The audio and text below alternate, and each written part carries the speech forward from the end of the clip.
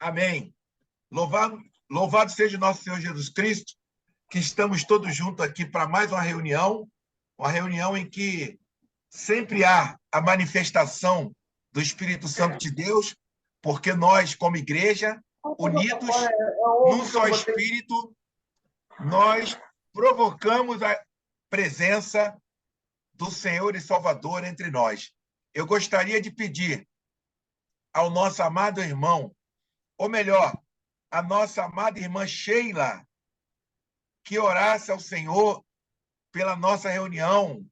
Pode orar, irmã Sheila? Posso sim, amado. Vamos lá, vamos orar. Amadíssimo Deus, nos colocamos aqui diante de tua presença, Senhor, para agradecer por esse momento de estudo, onde nos reunimos para estudar, ouvir a tua palavra, Senhor. Pedimos a ti que o Senhor use o irmão Wilton, como sempre tem feito, para que a tua palavra chegue genuinamente até as nossas mentes e corações, e que essa palavra alcance outras pessoas, porque ficará gravada, Senhor. Senhor, abençoa o irmão Wilton, usa ele tremendamente, Aleluia. abençoa, cuida, protege e guarda o irmão Isaías, o irmão João Carlos, o irmão Aleluia. Márcio, a irmã Jacira, todos aqueles que aqui estão, Senhor, irmão Sérgio, cuida de todos nós, de nossos familiares, Senhor, inclusive daqueles que eu não falei o nome, daqueles que vão entrar ainda no estudo, Senhor, abençoa, protege e nos guarda e nos usa onde quer que estejamos para levarmos a tua palavra com gestos, ações e expressões, Senhor. Eu te agradeço em nome de Jesus. Amém. Amém. Vamos iniciar a leitura. Essa leitura é muito importante, muito importante. Eu gostaria que você aguçasse os seus ouvidos para prestar atenção nessa leitura. Ela vai durar 5 minutos, 4 minutos, mas é muito importante. O que é o reino de Deus? Como vimos no tema anterior, vamos dedicar nossas reuniões a falar do reinado de Deus. Este assunto é muito importante, porque quando Jesus falava para as pessoas, sempre lhes explicava o que era o reinado de Deus. Pode-se dizer que isso era o tema do qual Jesus falava o tempo todo.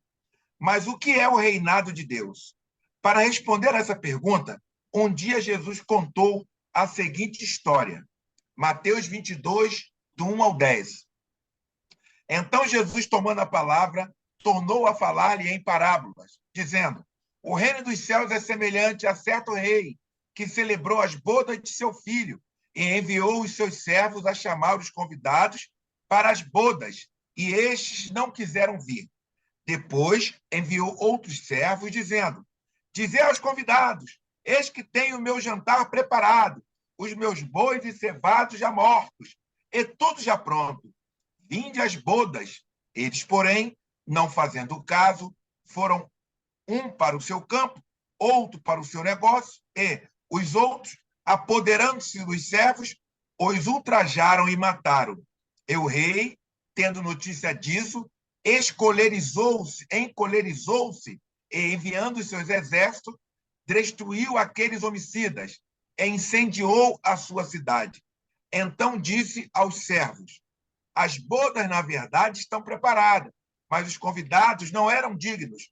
E depois, as saídas dos caminhos, e convidai para as bodas a todos os que encontrardes.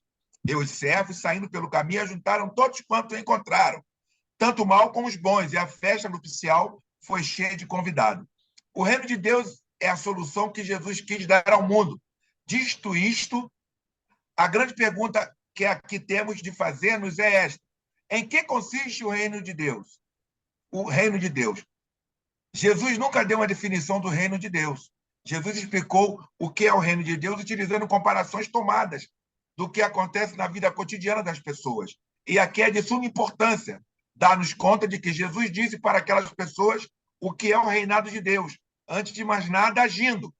Em segundo lugar, ensinando. Isto é, Jesus explicava ao povo o que é o reino, primeiro fazendo. Depois disso, explicando o que fazia. Jesus ia pelas cidades e aldeias curando tudo que achava e a doença do povo. Depois explicava por que fazia isso. que é o que Jesus também ensina no Sermão da Montanha. Ou seja, para Jesus o mais importante era curar o sofrimento das pessoas. Depois disso, também é importante explicar por que curar o sofrimento e o que há de mais importante na vida. É o que há de mais importante na vida. Pois bem, sabendo que Jesus fazia isto pelas pessoas e depois explicava por que o fazia, recordamos que, segundo os evangelhos, para Jesus, as duas coisas mais importantes eram curar os enfermos, duas, comer com toda a classe de pessoas, especialmente com os pobres, os pecadores, os publicanos, os que ninguém quer, e, em geral, pessoas trabalhadoras e humildes. É isso que se encontra em quase todas as páginas do grande relato do Evangelho. Quer dizer que os problemas que mais preocupavam Jesus eram o problema da saúde e o problema da comida. Os dois problemas humanos mais elementares. Os dois problemas que todo mundo tem. Ou seja, para Jesus, a salvação religiosa não vinha em primeiro lugar, mas a necessidade humana. Repetindo, ou seja, para Jesus, a salvação religiosa não vinha em primeiro lugar, mas a necessidade humana, porque o único caminho para encontrar Deus é encontrar o ser humano. Feita esta apresentação geral, ou de conjunto, do que ele nos disse nos evangelhos, a resposta à pergunta proposta nesse tema, o mesmo poderia ser encontrado na história ou parábola do grande banquete que propõe, em outros relatos, os 4 evangelhos. Nos temas seguintes, explicaremos outros fatos e ensinamentos de Jesus que vão completando e ampliando a resposta à grande pergunta sobre o que é o reinado de Deus. Por que recordarmos aqui estas coisas para explicar a estranha história do grande banquete, tal como Jesus a contou, com a intenção de explicar o que é o reinado de Deus? Para responder essa pergunta, recordamos os dados seguintes, que estão muito claros na parábola, tal como é contado nos evangelhos. O reino de Deus não se explica a partir de uma cerimônia religiosa, mas a partir de uma festa humana, uma festa tão incrivelmente alegre que bem poucas pessoas poderiam ter se imaginado em tal festa. Nada menos que um banquete de casamento do filho de um rei. Isto parece um sonho incrível. 2. Um banquete de casamento do mais alto nível humano, social e político é uma festa de tal categoria que A. Ali se come e se bebe do bom e do melhor. B. Passa-se muito bem, desfruta-se, é uma enorme alegria. C. Não apenas come-se e se bebe-se do bom e do melhor, como se passa o dia estupendo, desfruta-se com as demais e se faz amigo. 3. Estranhamente, e contra toda a lógica humana desse banquete, que explica o que é o reino, ou como funciona o reino, os ricos não querem participar, pois suas fazendas e seus negócios lhes interessam mais. Alguns, inclusive, mataram quem lhes levou o convite. 4. É um banquete tão magnífico, mas ao mesmo tempo tão raro, que a ele acorrem pobres, inválidos, coxos e cegos, inclusive vagabundos dos caminhos e trilhas da vida. Ali não foi levado em conta como cada um se portava. Entrou todo mundo, bons e maus.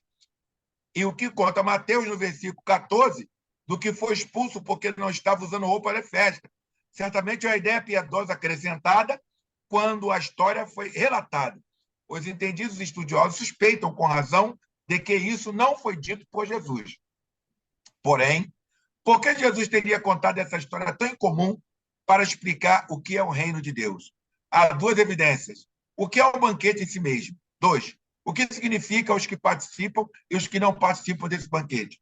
Quanto ao significado de um banquete, ninguém vai pôr em dúvida que é uma grande banquete de um casamento. Mas ainda tratando-se do casamento da filha de um rei, representa a festa da felicidade, da alegria, compartilhada por aquele que tem a sorte de poder participar de um acontecimento tão fantástico. E é importante saber que, conforme o idioma original, o grego da época, no qual o relato dessa história foi conservado e chegou até nós, o que Jesus disse foi que o reino de Deus se parece com um grande banquete, ou seja, que no reino de Deus acontece ou sucede o mesmo que no formidável banquete que o rei organiza quando quer festejar as grandes bodas do seu filho. Portanto, o que se vê mais claro nessa parábola é que os seres humanos se sentem felizes. Por isso mesmo, pode se assegurar de onde não se busca e não se faz o possível para que as pessoas se sintam bem, sejam felizes e possam gozar a vida. O reino de Deus não está presente. Dito dessa forma mais simples, o que Deus quer em primeiro lugar não é o que as pessoas sejam mais religiosas ou carreguem com mais resignação e paciência os sofrimentos e humilhações que nos impomos uns aos outros. Não, Deus não quer isso. O que Deus quer, mais do que tudo, é que estejamos ansiosos para que aqueles que estão próximos de nós se sintam bem, respeitem-se, ajudem-se, sejam felizes.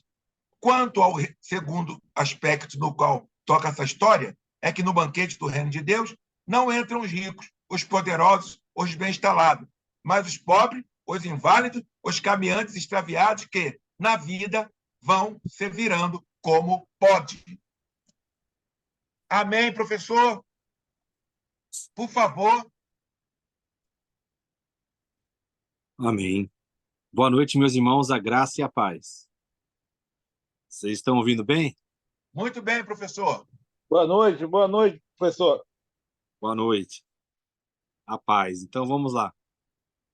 De fato, esse é um texto que ele só ocorre no Evangelho segundo Mateus. Se você observar, essa parábola não está nos outros evangelhos. Ela só ocorre em Mateus. E há uma parábola que ela está posicionada nesse evangelho já na sua parte final.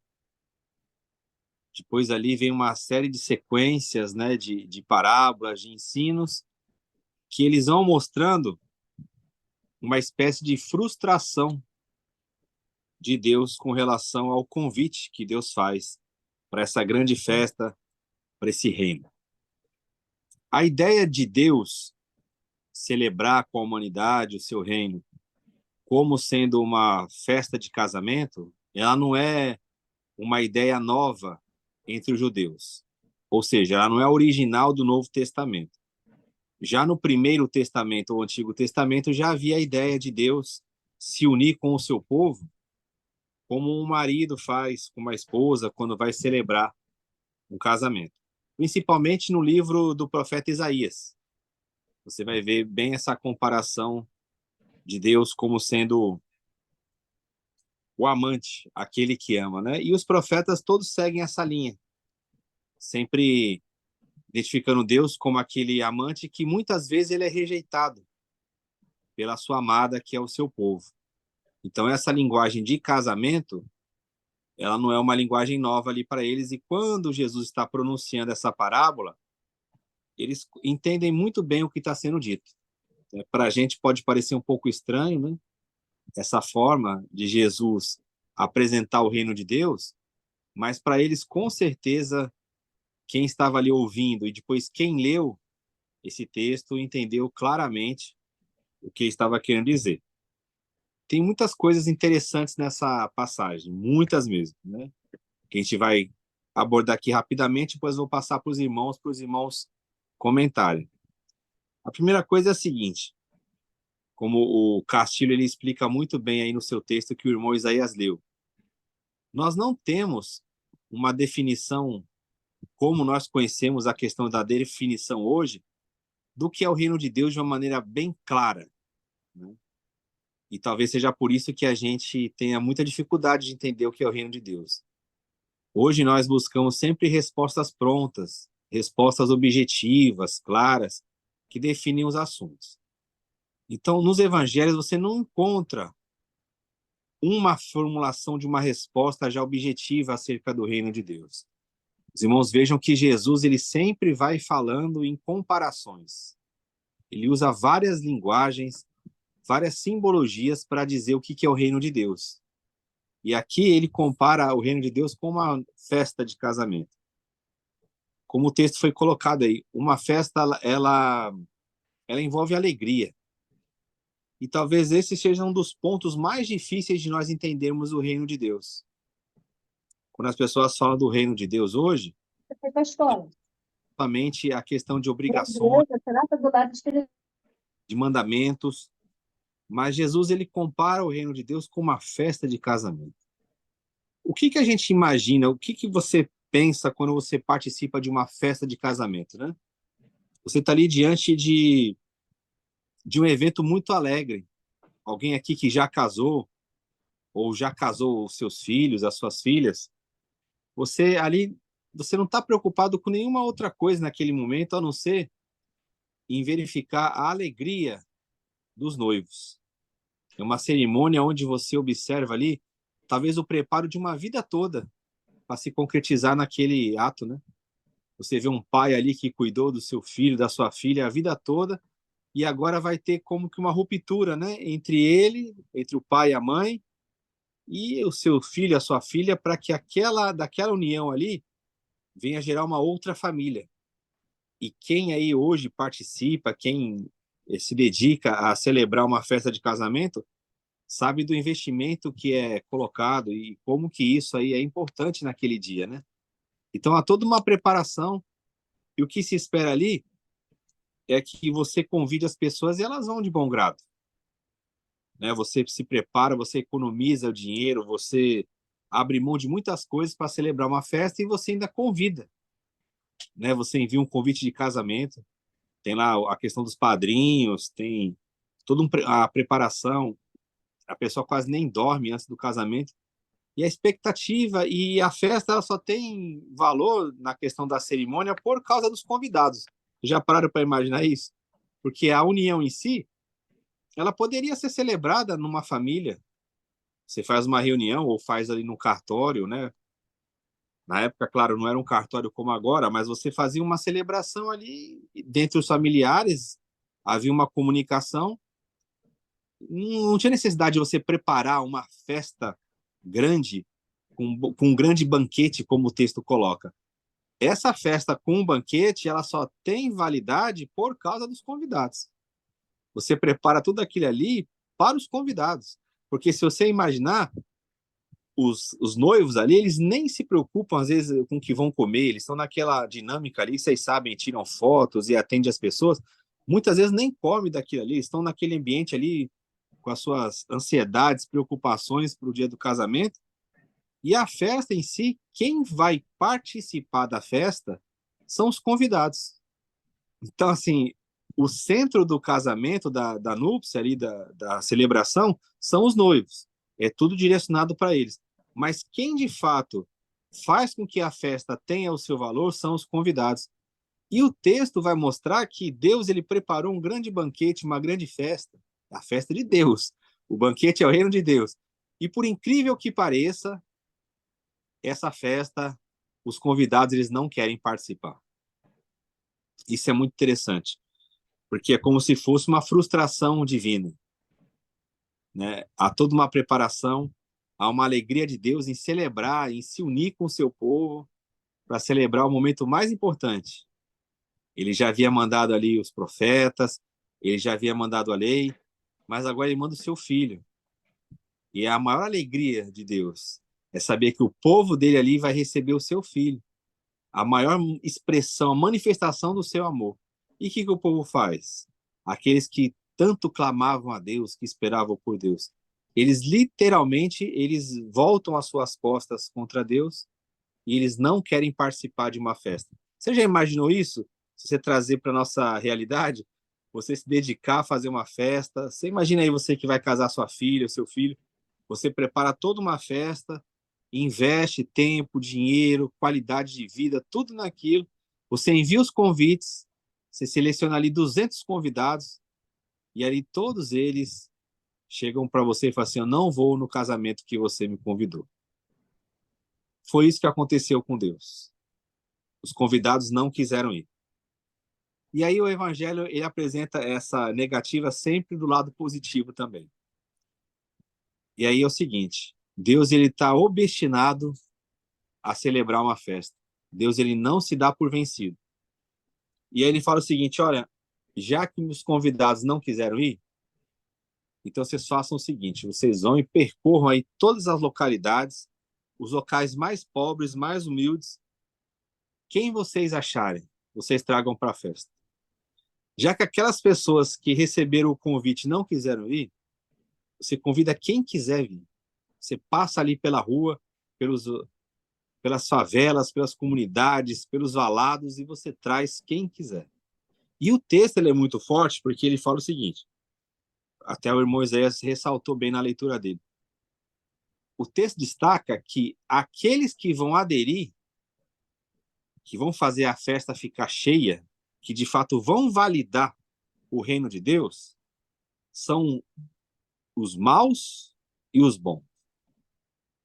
Olha que interessante. Os primeiros convidados, eles não participam, mas a festa tem que acontecer. E aí, quando faz esse multirão do convite, a segunda turma, né, os que não eram convidados, os que não eram VIPs, agora vem no meio desse povo gente boa e gente ruim. Esse é o reino de Deus.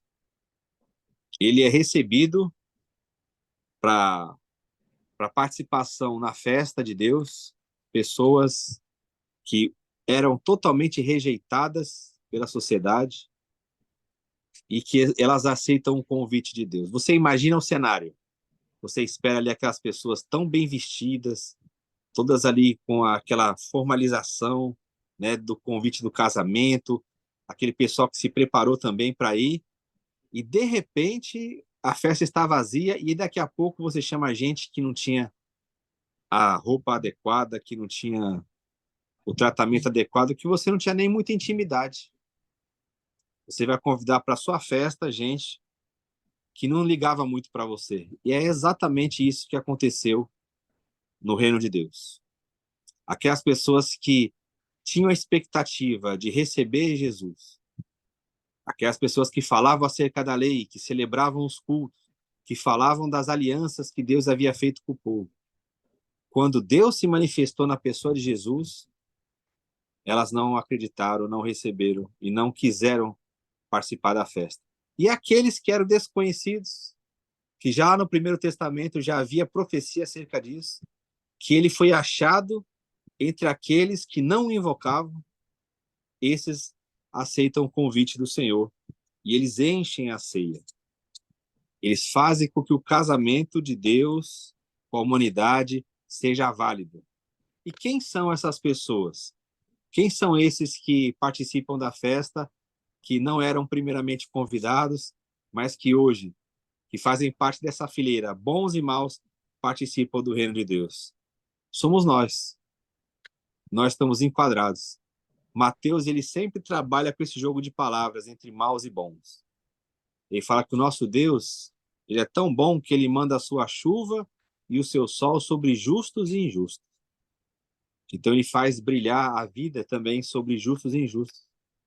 E aí a gente que não tinha nenhuma perspectiva de participar do casamento de Deus, da festa de Deus, daquilo que Deus tinha preparado, nós somos chamados pelo caminho.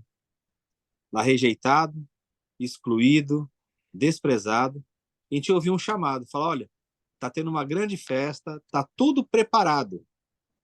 É só você chegar e entrar na festa que você vai comer do bom e do melhor, porque o dono da festa ele já preparou tudo isso.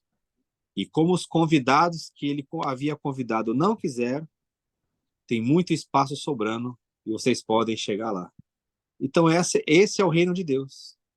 Ele é um reino que ele começa com uma frustração, mas ele termina com uma grande festa de pessoas indignas, injustas, pessoas que não tinham valor, pessoas que eram excluídas, mas que hoje elas abraçam essa festa e elas vivem em alegria.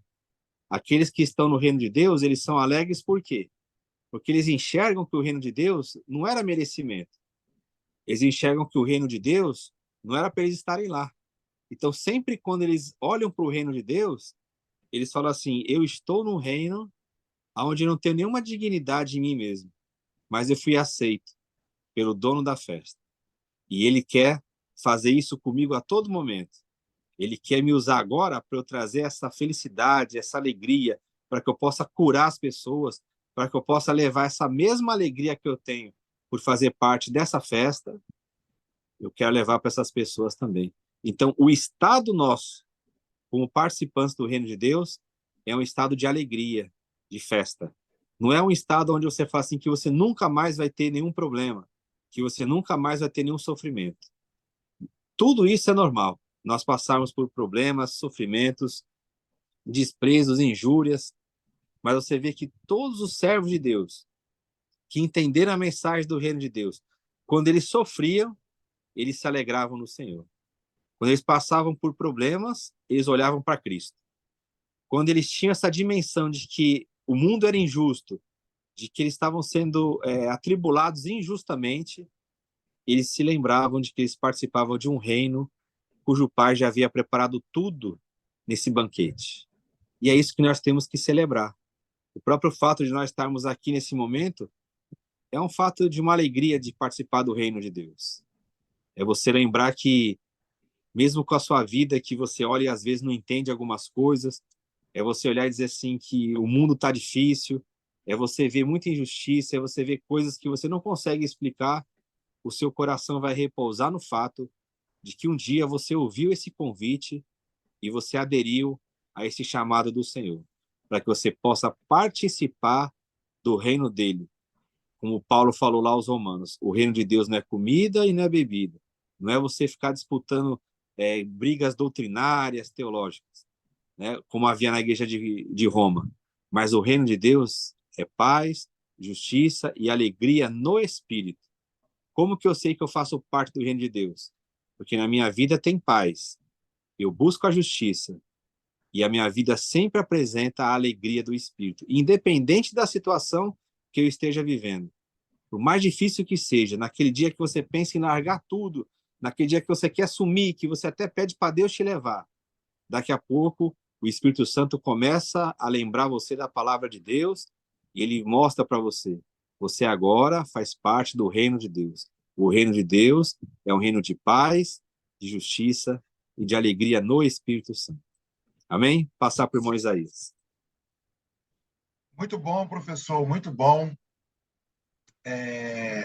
Uma bênção realmente, uma bênção realmente.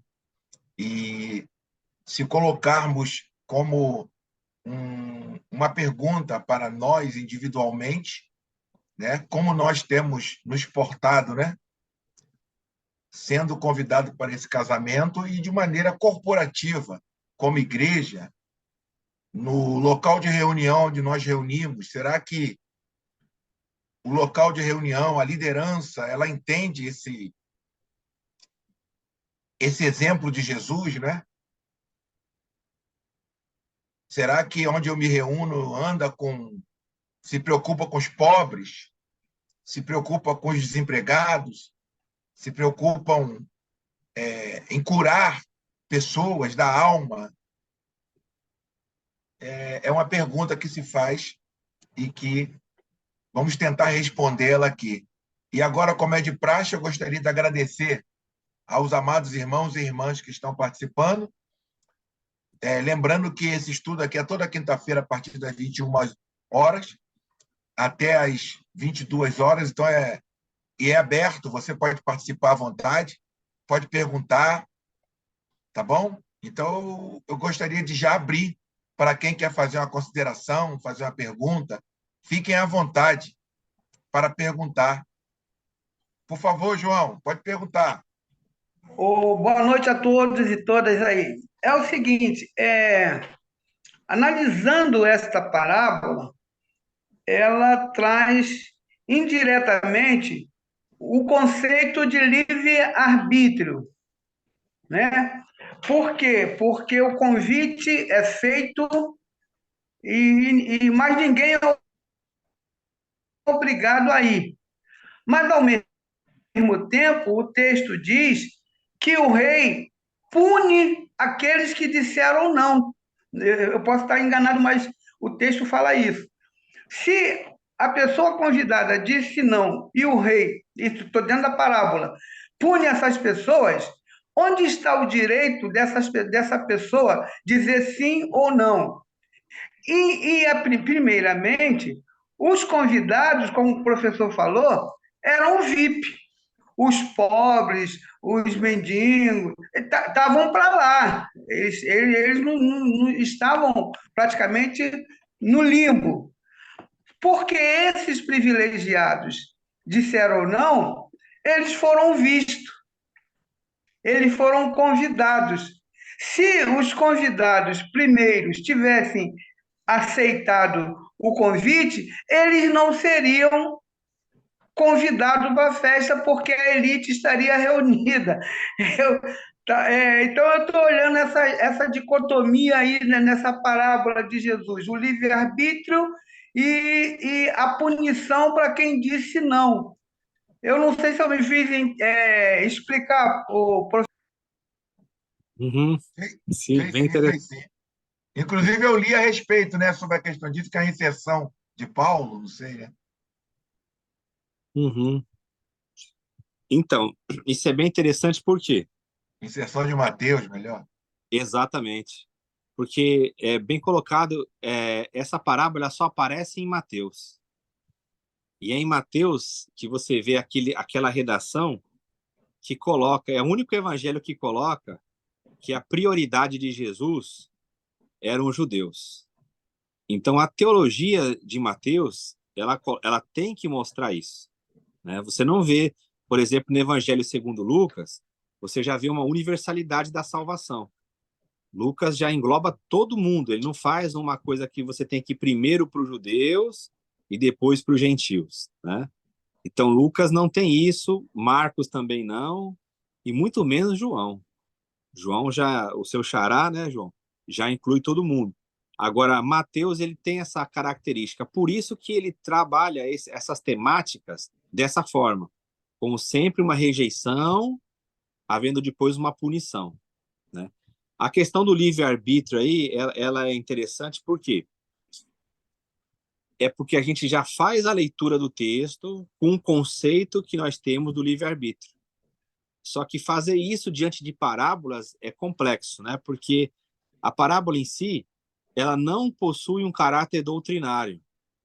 Ela quer exprimir uma lição moral, né? Então, é interessante que a gente já faz a leitura, claro, olha, se o rei convidou e a pessoa não é obrigada a ir, agora ela não indo, ela vai ser punida, né?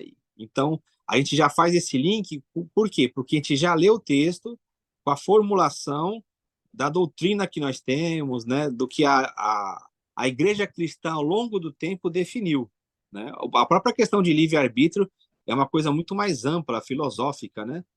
Só que a parábola em si, qual que é a questão da comunidade mateana? É a seguinte, ó.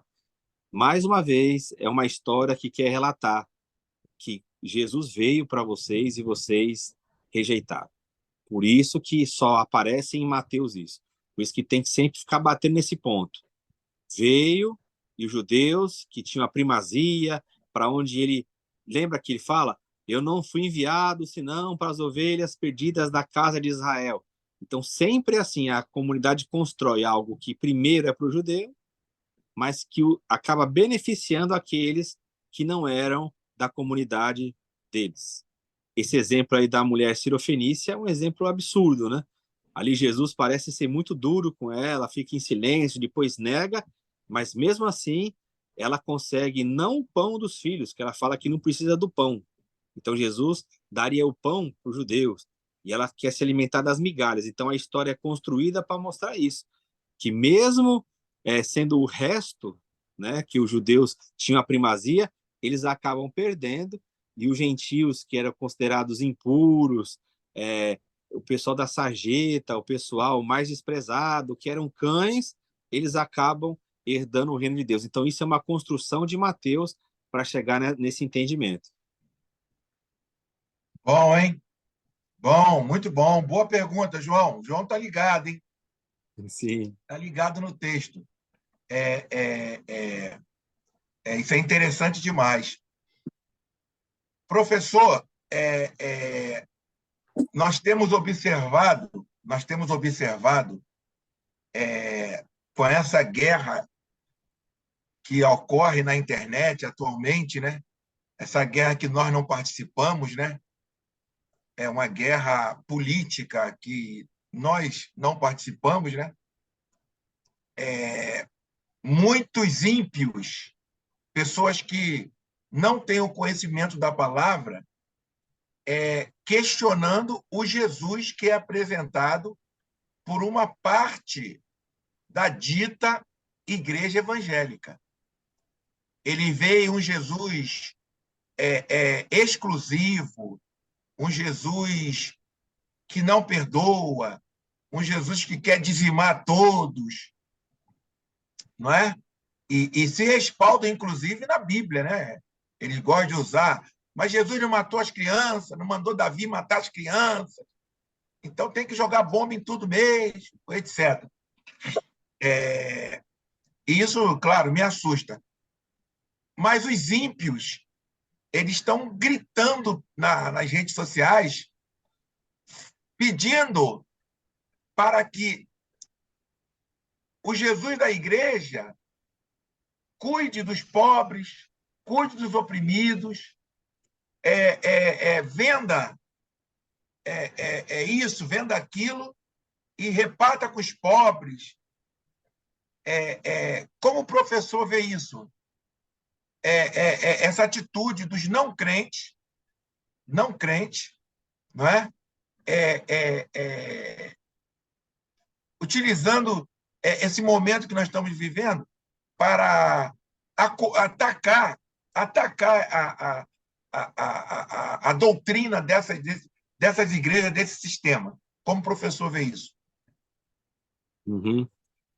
É uma questão bastante ampla, complexa e que nos leva à reflexão verdadeiramente. Por que essas pessoas elas têm uma noção de quem é Jesus, mesmo não sendo seguidores de Jesus? Porque é lógico que os evangelhos, a ideia da pessoa de Jesus no Ocidente foi bastante divulgada. Então, mesmo quem não é um seguidor de Jesus, ele tem uma noção do que é o evangelho, né? Ele teve essa informação que chegou até ele. Então, dentro daquilo que ele enxerga acerca de Jesus, do que é falado de Jesus, não bate. As atitudes que grupos religiosos estão tendo em nome de Jesus não bate com aquilo que foi apresentado. Aí a gente tem que entrar nisso que você disse. O que esse pessoal que não segue Jesus está falando é de fato verdadeiro? Se for verdadeiro, aí você pode interpretar como sendo o quê? Um nível tão baixo da vida cristã, daqueles que se dizem cristãos, que até quem não é cristão está exercendo esse juízo. Ou você pode enxergar mesmo como sendo um próprio juízo de Deus sobre esse povo. Agora tem uma questão mais ampla ainda que eu acho que as pessoas devem considerar isso.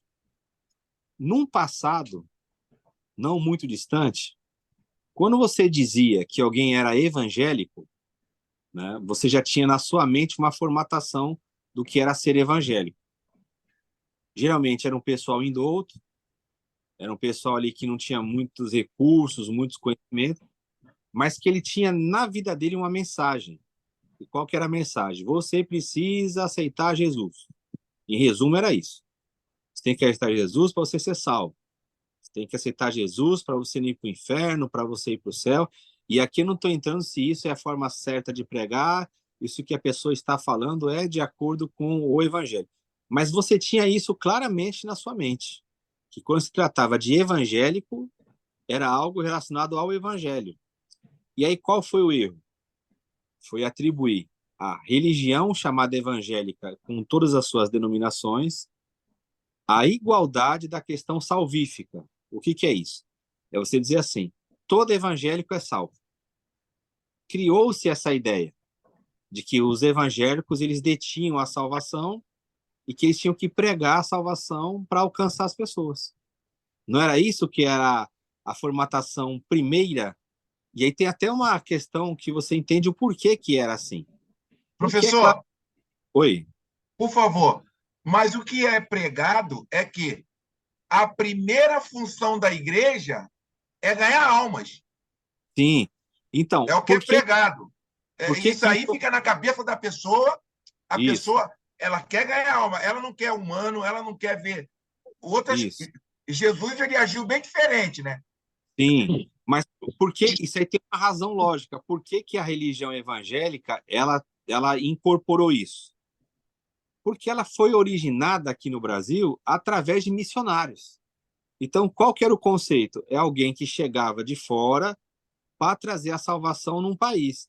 Então, esse pessoal de primeira linha, vamos chamar assim, os fundadores, eram missionários. Então, o que o missionário vinha fazer? Ele vinha trazer a salvação para uma nação que estava perdida. Ele ia gerando pessoas assim, que iam sendo alcançadas por ele. Então, ele ia reproduzindo esse modelo. Então, era isso. O conceito surge exatamente por isso.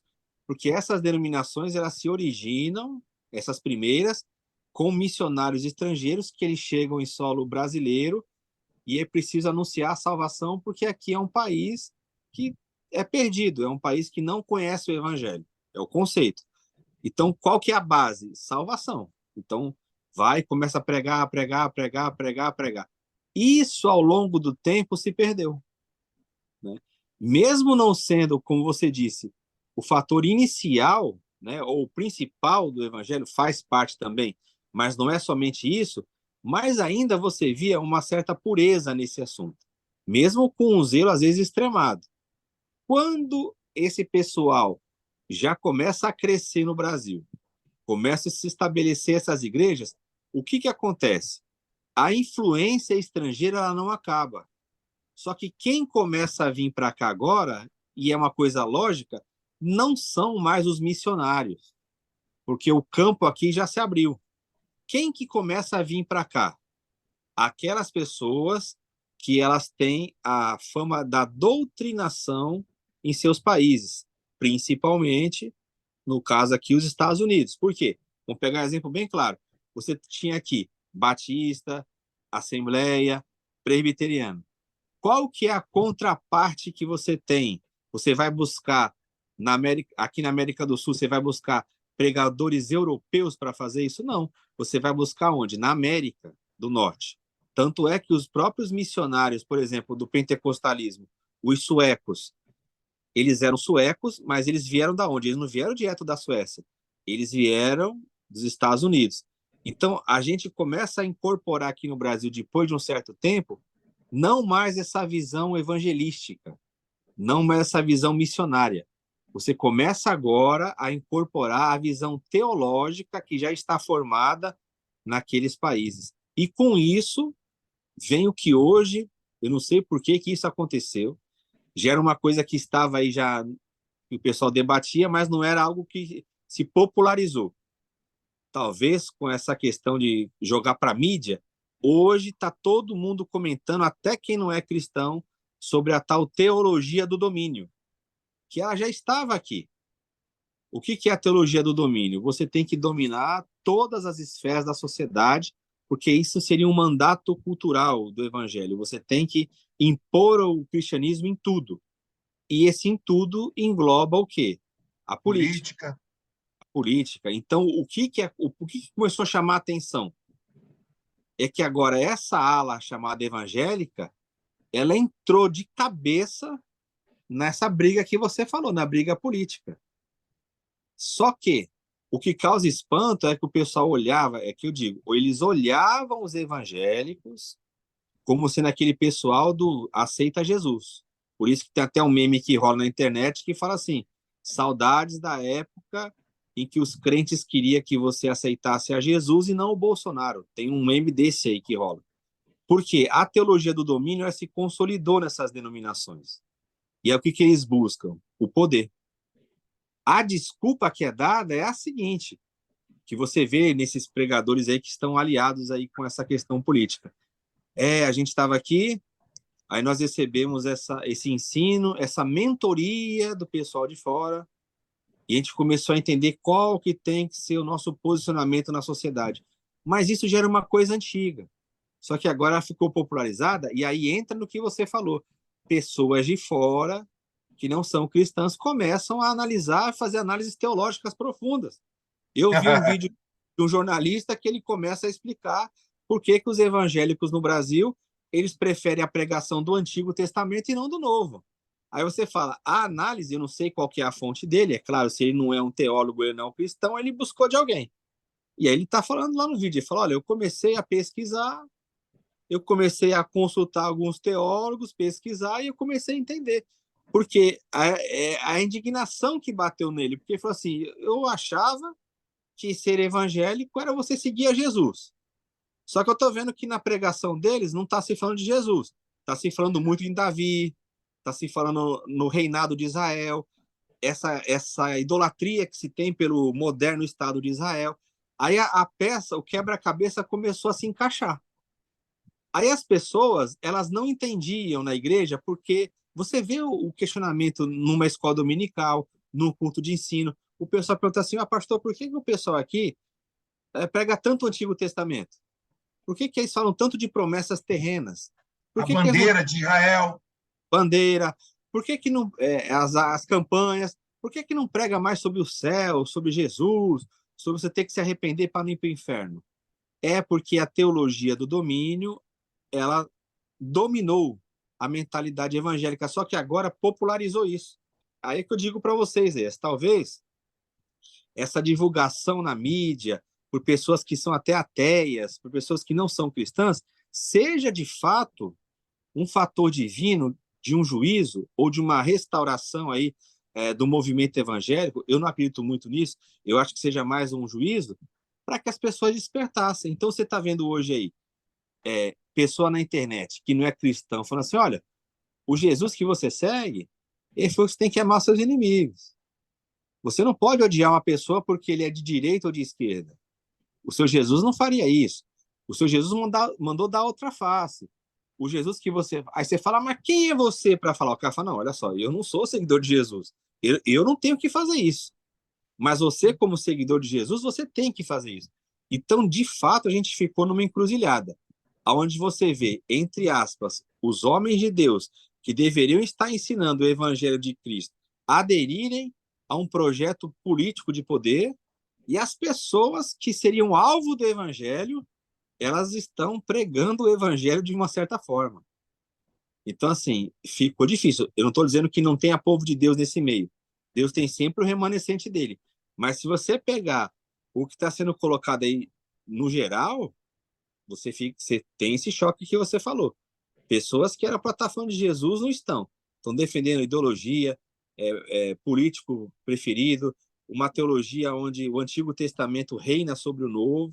A marcha para Jesus nada mais é do que isso. A marcha, não tem uma pregação sobre Jesus na marcha para Jesus. Usa o nome dele e quem fala é político. A marcha para Jesus é para você conquistar a terra, exatamente. É conceito tudo do Antigo Testamento. É derrubar os muros, é conquistar. Não é como Jesus falou, o meu reino não é desse mundo, não é a origem daqui. Ele vem sobre esse mundo, o reinado de Deus, né? A origem é celestial, mas ele impacta aqui, nas vidas. E está dentro de nós. Mas que eles transformaram numa teologia do domínio, onde você busca os ungidos. Assim como você tinha lá o Davi, que ele era ungido para reinar, você começa a buscar ungidos para que você possa implantar. E aí você começa a atribuir qualidades cristãs para governantes que nem cristãos são. Mas por quê? Porque ele vai atender uma demanda desse grupo. E por que agora isso aí está forte? É porque esse grupo cresceu. Esse grupo cresceu. Então, o Brasil era um país católico, predominantemente católico, e já há expectativas aí de que em 2040 seja um país, entre aspas, evangélico, né? Amém. Pergunta, Pimenta. Marcos, pode falar, Marcos. Ô, Isaías, é um prazer muito grande falar com você e estar aqui nessa reunião. Amém. Agora que eu te reconheci. Que legal, Isaías. É um prazer. Aí eu também estava aqui, eu recebi o link pelo meu irmão. Isso. Ele é irmão do Joabson, o Wilton. Ele é irmão do Joabson. Bom prazer, o Wilton. Prazer, Wilton. Só que eu peguei aqui já quase no finalzinho, né, do estudo de vocês, no caso aqui que vocês estavam lendo Mateus 22, a parábola das bodas, que por consequente eu estava aqui com meu cunhado e a gente estava conversando exatamente dessa passagem aqui, né? E isso que o Wilton disse realmente lastimável, né? Que isso tudo esteja acontecendo, que a nossa geração esteja vivenciando esse domínio aí, né? Dessa forma, e que realmente o que não é ensinado realmente a simplicidade, a humildade de Cristo, né? Então, orar. Então, isso realmente que é o que vai... Seremos vencedores juntamente com Cristo, obtendo essa humildade, né? E caminhando, cada dia, buscando a Deus com um coração puro, né? Sincero, lendo a Bíblia, que isso é uma das coisas que realmente poucos estão fazendo. Ler a Bíblia, certo, correto, existem muitos livros, muitos pastores, muitas pregações, mas a Bíblia mesmo não está sendo pregada, não está sendo ouvida, e poucos estão se importando para a palavra de Deus, né? A Bíblia em si mesmo, ler a Bíblia. Então, e hoje a gente tem que ter com essa consciência de que, havendo Deus falado de muitas formas, de muitas maneiras, hoje ele fala pelo seu Filho, não é verdade? Então, nos fala pela palavra de Deus, pelo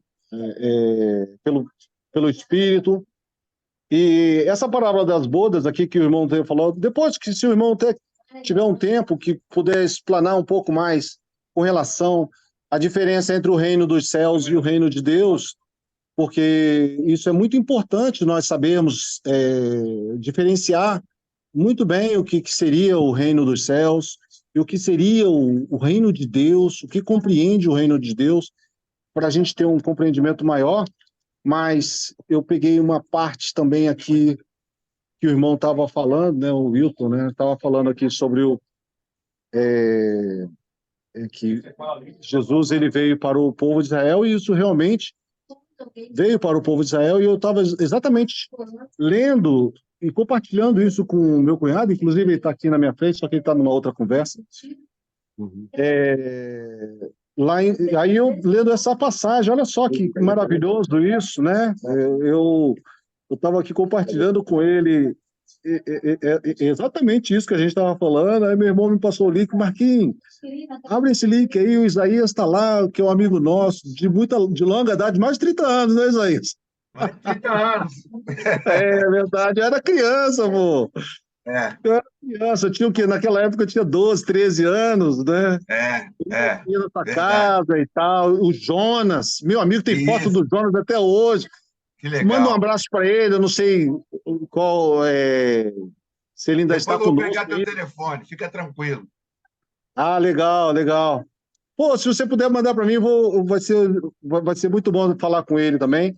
Amém. Mas o ponto que a gente estava lendo aqui em João era exatamente isso, que em João 1:11, né, ele diz assim, né, veio para o que era seu e os seus não receberam, né? E eu estava falando justamente isso com o meu cunhado, né, que ele falando aqui para mim que Jesus Cristo ele veio para os judeus e tal.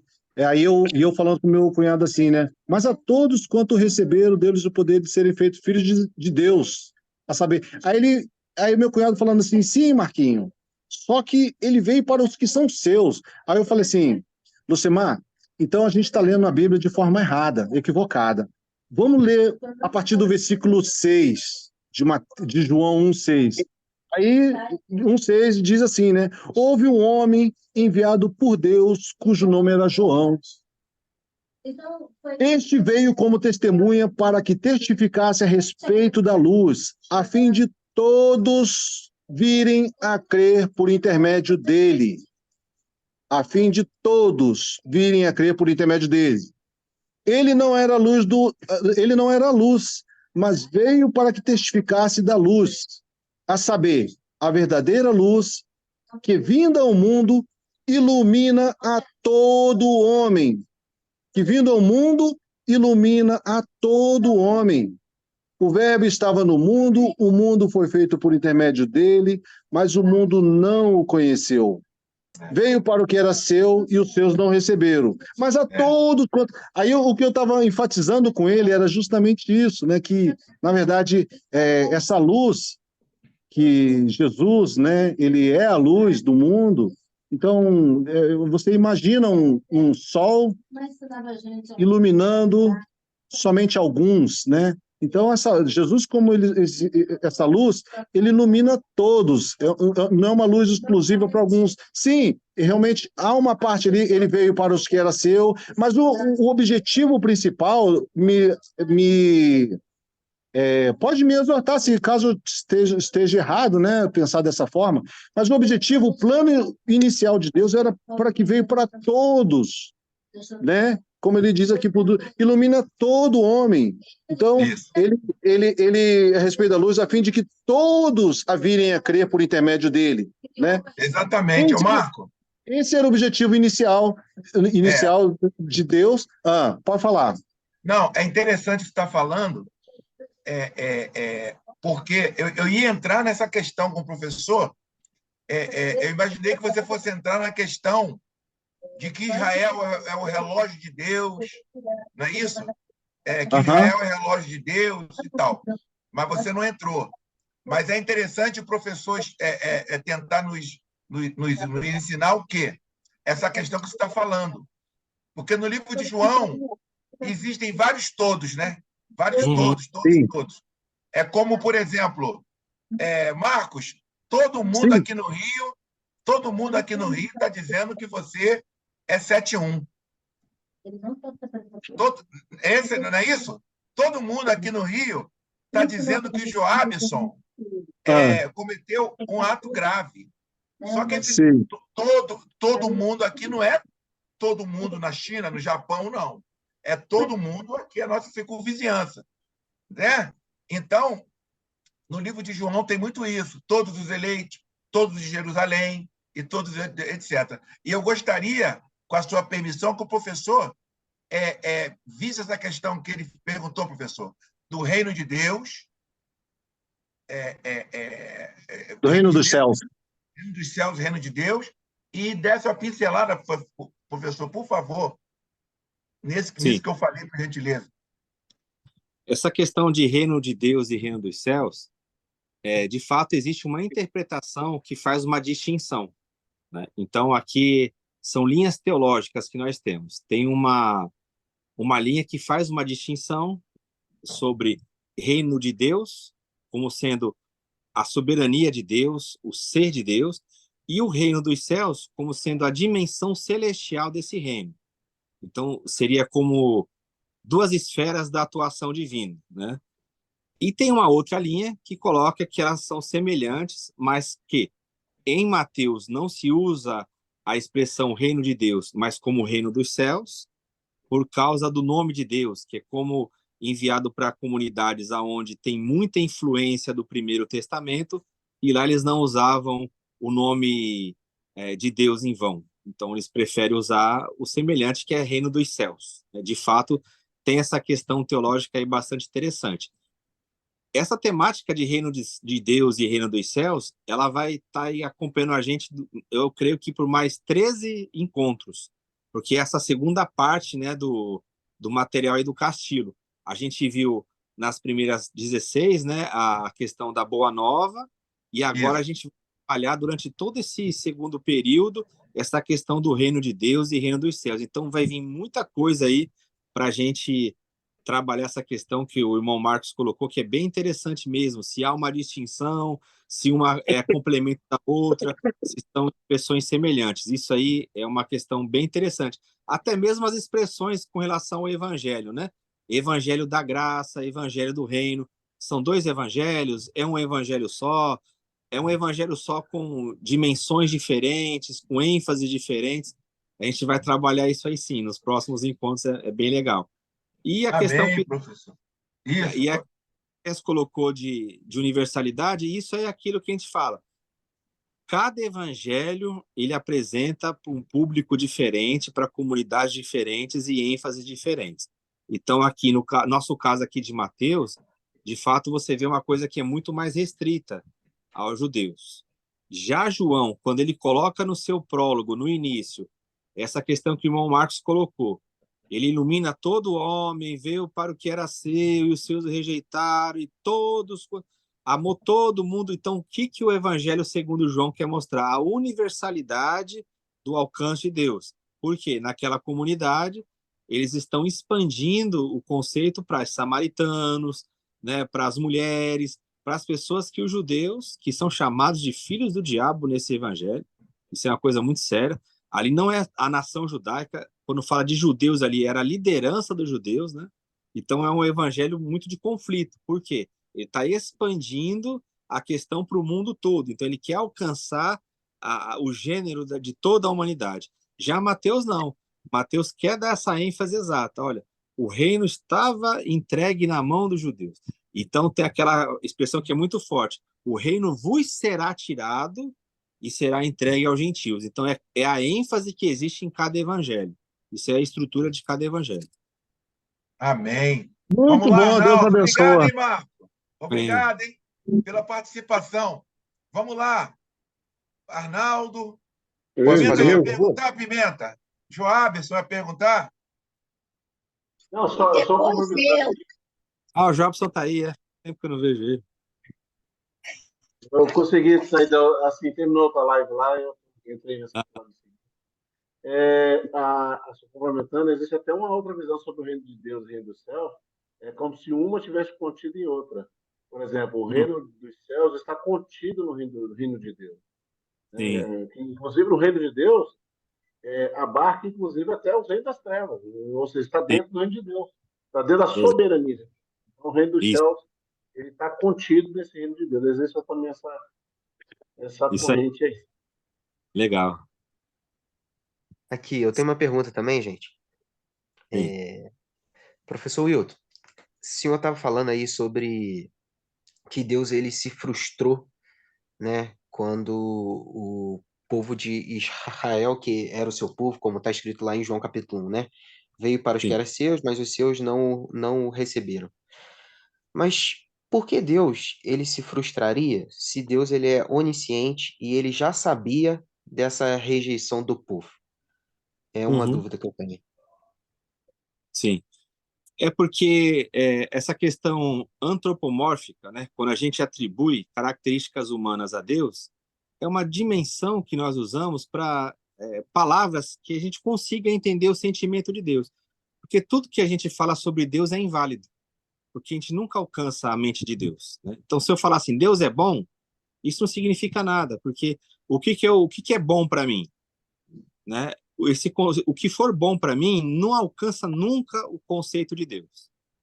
Deus é maravilhoso. O que isso quer dizer com relação a Deus? Deus é perfeito. O que é perfeição para mim?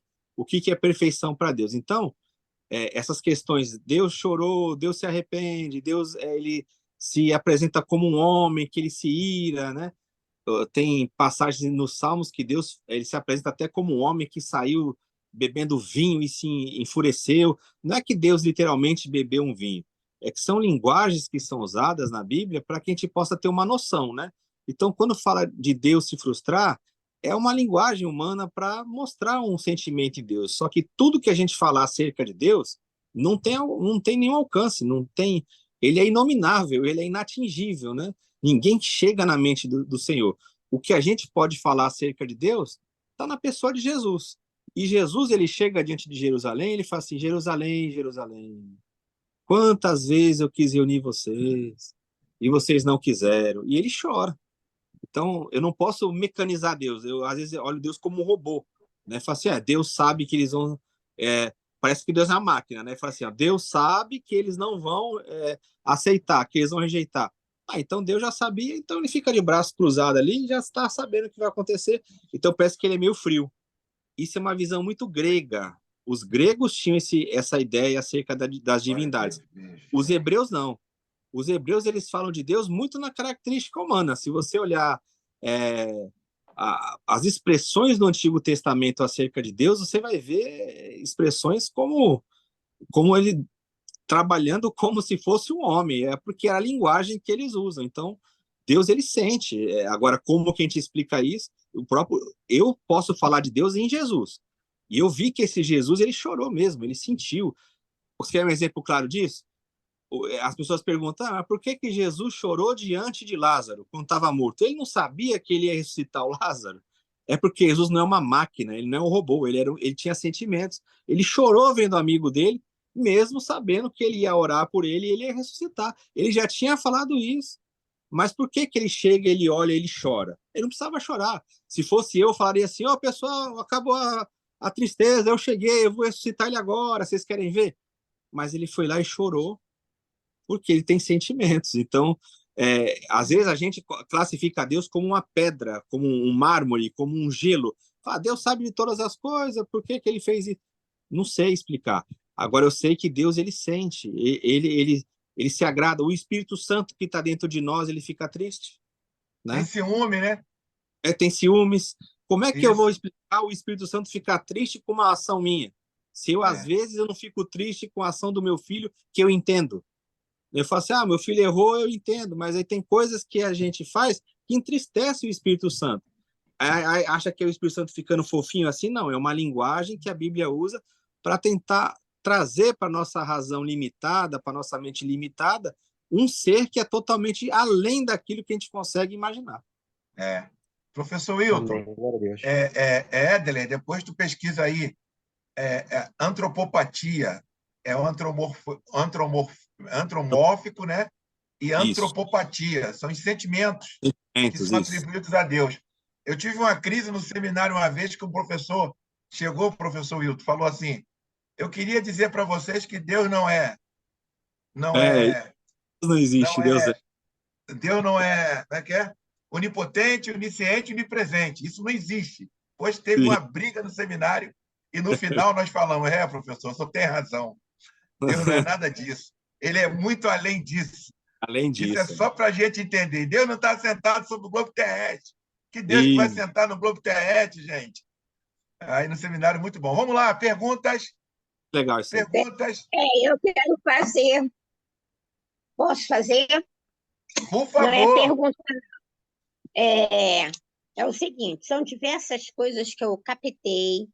Não sei se eu captei certo, se captei errado. Para isso, eu tenho o pastor Wilton para me direcionar, por favor.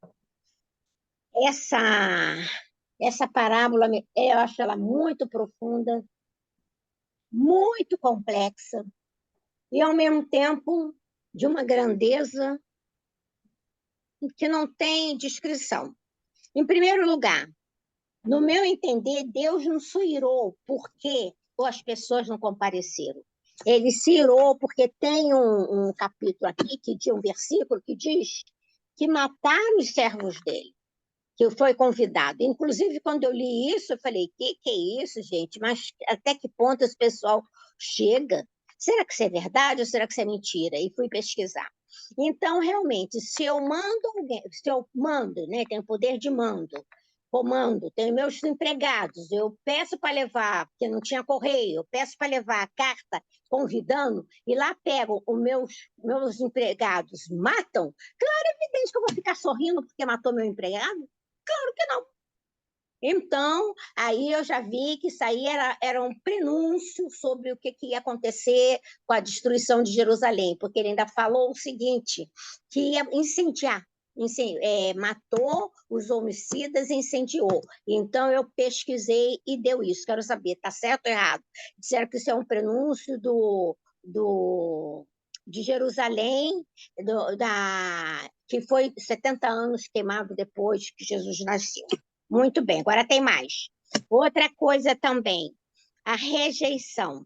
Aquela rejeição os dois primeiros versículos sobre a rejeição, que um rejeitou porque foi para o campo e viu um negócio, o outro rejeitou porque não sei o quê, o outro rejeitou porque estava em lua de mel, uma porção de bobeira aí. Isso tudo eu li. Aí, então, eu falei, essa rejeição, para mim, é um prenúncio da rejeição que Jesus ia passar lá com os judeus. Então, para mim, essa bodas aqui foi muito interessante, que fez despertar lá para o futuro. Como o Éder falou, o pastorzinho Éder falou, já está escrito aqui que ele ia ser renunciado, rejeitado pelo povo dele. E, claro, evidente, a quem é que Jesus deu ênfase no reinado dele? Ele dava ênfase a quem? Aos pobres, aos coxos, aos doentes, aos republicanos. Então, eles o quê? Aí esses foram convidados. Aí entrou o quê? Maus e entrou também os bons, aí entrou todo mundo. Os maus entraram para poder o quê? Tentar, na esperança de eles se sentirem bem, felizes e conseguirem se modificar. Porque Jesus sempre queria transformar as pessoas, transformar a pessoa para o bem e não para o mal. E a outra também é que em Lucas, eu li Lucas 14, peraí que eu vou ver o versículo, 15 em diante, fala da parábola da grande ceia, que é semelhante a essa parábola. Só que uma está com a parábola de bodas e a outra está com a palavra de grande ceia. E lá mesmo no comentário que o senhor faz, fala mesmo que foi uma grande ceia. Realmente um grande banquete, não fala ceia, desculpa, fala em banquete. E aqui na parábola de Lucas ele fala um grande banquete, uma grande ceia. É o número 15, 14 e 15. Lucas 14, 15. Então, eu queria ver se eu pensei certo, se eu pensei errado, o que o senhor pode me ajudar, o que o senhor pode acrescentar. E a outra coisa, esse pessoal bom e mau me fez me reportar, sabe o quê? Domingos de Ramos, quando aquele monte de pessoa vai atrás de Jesus, e ali vai todo mundo bom e mau, e depois eles são totalmente desconvertidos, e todo mundo depois fala Barrabás, Barrabás. É a mesma coisa. Sim, vamos lá. O pensamento, o estudo que a senhora fez é bem interessante. Essa questão da rejeição. Por quê? Essa parábola, ela está inserida naquele conjunto de parábolas que vão ter o seu clímax lá em Mateus 23. Exatamente isso que a senhora falou. É tudo mostrando que Jesus veio e Jerusalém rejeitou. Então, o que vai acontecer? A destruição de Jerusalém, que é o assunto, que é o clímax de Mateus 23, e depois vai prosseguir em Mateus 24. Quando Jesus ele sai do templo, os discípulos vão perguntar para ele acerca disso. E aí ele vai dar mais detalhes para os discípulos em particular. Para o pessoal dentro do templo, ele só vai dizer isso, né? Que eles vão chorar tudo e vão lamentar porque ele enviou os profetas, escribas, eles rejeitaram. E aí agora a condenação final é a destruição da cidade. E essa parábola, ela faz parte desse clímax de parábola. Então, os finais de Jesus para mostrar a destruição de Jerusalém. Perfeito, é isso mesmo. A questão que a senhora falou da rejeição, né, de colocação de pobres, tudo, é aquilo. As parábolas, elas têm um sentido, eu sei que a gente já quer inserir doutrina, mas a ideia da parábola não é transmitir as doutrinas, né? Nós não podemos criar doutrinas em cima de parábolas. As parábolas, elas têm um conceito, uma lição moral ali única. Então é isso que a gente sempre tem que observar. Qual que é o contexto ali? Por que ele fala dessas pessoas, né? Porque o reino de Deus, ele de fato não vai ficar com os judeus. Eles perderam ali a primazia do reino e vai ser entregue para outras pessoas. O sentido da parábola é isso. É a festa que ele prepara para os convidados e os convidados não vêm. Aí, o que acontece? As pessoas começam a formular doutrinas em cima das parábolas e aí dá os problemas, porque o intento não é um ensino educativo de doutrina. Não é. A parábola ela faz os ouvintes meditarem naquilo que ele está falando para tirar logo uma lição objetiva. A comparação com Lucas é interessante, só que qual que é a estrutura de Lucas? Por que Lucas está ali em Lucas 14, por que ela é inserida essa parábola? Porque Lucas está mostrando a condenação dos ricos e a aceitação dos pobres. Ali em Lucas não é uma mescla, né? Em Mateus é uma ceia que participa todo mundo ali que rejeita, que era rejeitado e participou. Então é uma ceia da inclusão. Em Lucas não. Qual que é o objetivo de Lucas? Todo o evangelho de Lucas é mostrar que é muito difícil um rico entrar no reino dos céus. Lucas é onde tem a condenação dos ricos e o evangelho é enviado aos pobres. Só que cria atenção, né? Qual que é a atenção do evangelho? Que é lá no capítulo 19. Então, nenhum rico vai se salvar. Aí aparece o rico padrão da história que se salva, que é o Zaqueu, né? Aonde Pedro questiona, fala, então, isso é impossível. Aí eles falam, pronto, a construção do evangelho chegou no ponto onde eles entenderam. É impossível um rico entrar no reino dos céus. Aí eles falam, não, o que é impossível aos homens é possível para Deus. E aí vem a história do Zaqueu, mostrando que há possibilidade de um rico ser salvo. E qual que é a salvação que o rico ficou evidenciada na vida do rico? Que ele repartiu os seus bens. Então, em Lucas, toda a trajetória do Jesus missionário que vai para Jerusalém é isso. Você pode ver lá, é o confronto, onde tem os pobres recebendo o evangelho e os ricos recebendo a condenação. Tanto é que o sermão da planície, em Lucas 6, que é comparado com o sermão do monte, né? No sermão do monte não tem a condenação dos ricos. Já em Lucas tem, ai de vós ricos, né? Porque vocês já receberam o seu galardão. Então, por isso que a gente não pode fazer essa harmonia, misturar, porque cada evangelho relata as histórias para atender o objetivo da comunidade. Tá bom? Vamos lá, Tudo ótimo. pergunta, vamos lá. Obrigada, professor. Boa noite. Por favor, Noel. Eu não quero fazer uma pergunta, eu só quero fazer um comentário e curto, Por favor, por favor. Desculpa, de tudo que eu... Deixa eu botar o vídeo aqui. Assim, de tudo que eu tô aqui para aprender mesmo. Eu não estou aqui para abrir a Bíblia e contar aqui a passagem de não sei de quem, a passagem e estender. Eu quero mais ouvir do professor e do pastor aí, para eu entender questões que andam me remoendo, questões que andam confundindo, me confundindo não, tá mexendo comigo. Bom, Glória! Então, Glória! Então, é o seguinte, é por isso que eu estou nessa reunião. Não é, se fosse por questão de parábola, eu ficava lendo a Bíblia sozinho aqui, mas vamos lá, enfim. O que me incomoda é o seguinte, porque as coisas de Deus são simples. Deus nasceu Jesus veio, nasceu numa manjedoura, então ele mostrou que tudo é simples.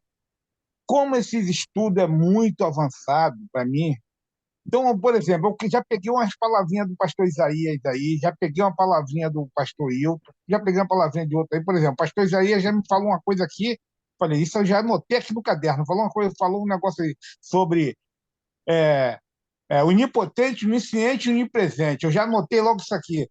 Porque eu entendo há muito tempo que Jesus é onipresente, onipotente e onisciente. O que o pastor Isaías já falou aqui no momento aí?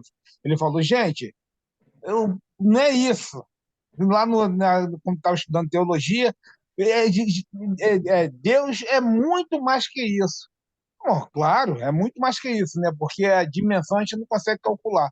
Mas ele é onipotente, onipresente, ciente, no meu modo de vista, isso já é muita coisa. Isso é tudo de entendimento que ele deixou na nossa mente. Bom, não vou entrar mais depois. Se quiser falar sobre isso depois, vocês me falam. Então, são coisinhas, são detalhes que assim, eu falo, poxa, então a pessoa que não tem muito estudo, que vem lendo a Bíblia, na época da minha mãe, né? Então, acho que está todo mundo enganado nesse Brasil. É muita coisa, é muita profunda. O negócio aí está muito profundo, muito. É muito complexo para mim. Então, eu preciso que, porque, por exemplo, o pastor Hilton sai num lugar, não vai nem assistir uma mensagem de ninguém. Esse homem aí, com a cabeça que ele tem aí, fala um negócio, ele tem um texto, já fala o texto, já fala onde que está. Quer dizer, como é que ele vai assistir um culto? Será que ele tem cabeça para isso? Então, às vezes, o conhecimento demais não acaba atrapalhando? Será que. Ou não atrapalha? Bom, vou deixar essa perguntinha aí. Esse Valeu, conhecimento Noel. demais. Tu chega em um lugar, tem tanto conhecimento da palavra que não vai nem na escola bíblica dominical. Bom, vou encerrar minha fala aqui. Vou encerrar, mas Valeu, Noel. para vocês verem como é que eu estou aqui com a cabeça. Entendeu?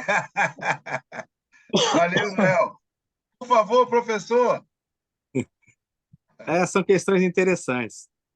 A vida da igreja, irmão Noel, ela é a vida da funcionalidade dos membros, né? Então, cada membro no corpo de Cristo ele tem a sua funcionalidade. Alguns foram chamados para o exercício do ensino. Então, tem que haver dedicação ao ensino. E questões complexas sempre existiram na história da igreja. Tem um texto lá da segunda carta de Pedro, capítulo 3, que ele fala que Paulo escrevia coisas que era difícil de entender. Então, você vê que aquela comunidade estava tendo problema para entender o que Paulo estava escrevendo, porque fala que foi a sabedoria que foi dada para ele. Aí ele chega e transmite aquilo lá, e são pontos difíceis de entender. Então, você vê, Paulo era um homem humilde, era um homem que era servo de Deus, mas diante da revelação do evangelho que ele recebeu, do mistério Cristo à igreja, tinha coisas que o pessoal tinha dificuldade, e isso é normal, né? Então, assim, a vida cristã ela não é medida pelo conhecimento literário. Cada um tem a sua funcionalidade. Na vida da igreja, o que conta, o que é? É a comunhão, é a fraternidade. Então, tem, claro, pessoas ali que são chamadas para ensinar, para buscar mais, para transmitir para o povo, e outras não têm esse chamado. A gente vê isso claramente ali no próprio Evangelho, nas cartas de Paulo, nas cartas de Pedro. Então, essa questão do conflito assim, no início é normal. Essas dúvidas, né? A gente fala assim, então quer dizer que todo mundo está errado. Isso é normal, a gente passa por isso aí mesmo. Todo mundo aqui também teve essa experiência. Eu tive essa crise. Eu falei, poxa, que evangelho é esse? Que eu Elas são nunca normais. vi esse evangelho. Estou com 20 anos de crente. É aquilo que eu falo para vocês, ó. A coisa básica que você tem na mão, que é a Bíblia Sagrada, ela não caiu do céu. Eu sempre ressalto isso aqui em qualquer local de ensino. Eu falo, olha, na sua mão tem um livro. Esse livro não caiu do céu. Hoje você tem um livro em língua portuguesa. Ah, mas o evangelho é simples. Eu pego na minha casa e leio. Tá bom. Mas para você ler em língua portuguesa, teve alguém que traduziu das línguas originais. Então, olha só, para chegar na sua mão, para você falar assim, eu tô dando, não é o Noel, eu tô falando a pessoa em geral. O meu negócio não é estudar, não. Eu chego aqui, abro a minha Bíblia e leio. Tá bom, abençoado? Tá bom, abençoada? Como é que essa Bíblia chegou na sua mão? Eu fui lá e comprei. Não, eu estou dizendo como é que chegou em língua portuguesa para você. Qual é o nome da sua Bíblia? Ele fala assim, Almeida. Corrigida e atualizada. Então, teve um Almeida aí que traduziu, né?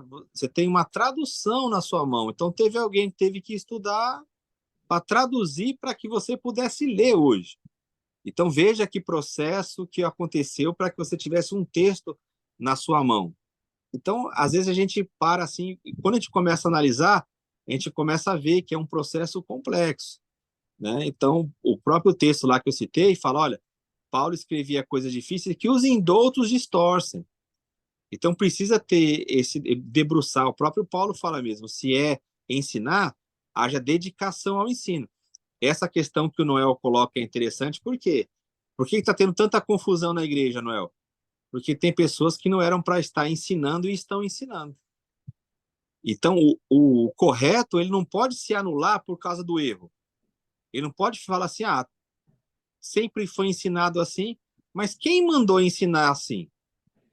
Porque dá a impressão que é o seguinte, aquela coisa que Salomão fala que é loucura, lá em Eclesiastes. Fala assim, os tempos antigos eram melhores do que os novos. Não é porque o pessoal lá ensinou de um jeito errado que eu falo assim, mas a igreja sempre avançou assim. A gente não pode pensar assim. Eles ensinaram dentro da realidade que eles tinham, né? E agora a gente está vindo aí, e não é porque isso aqui é novidade. Esses ensinos, eles sempre existiram. O problema é que, às vezes, as pessoas que ensinaram não eram pessoas dedicadas, até fizeram de bom coração, de boa vontade, eram os recursos que elas tinham. Mas aí vai, assim, um erro passando por uma geração que vai passando para outra, a gente vê como que tá as coisas aí. Porque eram pessoas que eram para estar aprendendo, era para estar sentando ali para aprender, por uma necessidade e já colocaram para ensinar.